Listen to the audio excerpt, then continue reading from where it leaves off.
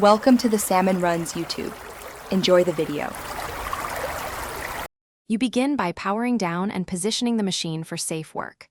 Once the needle is up, lift the presser foot so the tension discs open. This lets the new thread seat correctly. Remove the old spool and take out the bobbin. Set both aside. Make sure to clear visible lint from the thread path and bobbin area so the new thread won't snag.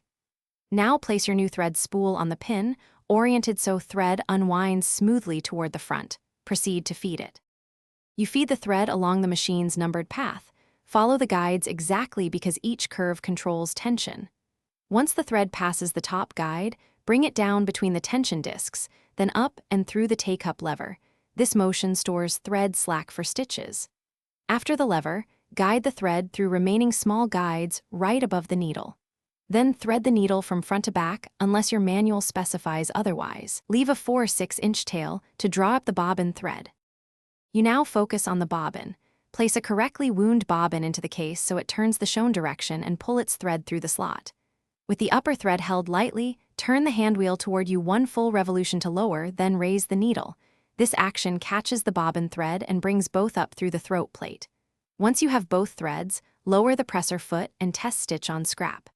If stitches skip or bunch, recheck threading and tension. A lint-clogged path or misiated bobbin often causes problems. Thanks for watching.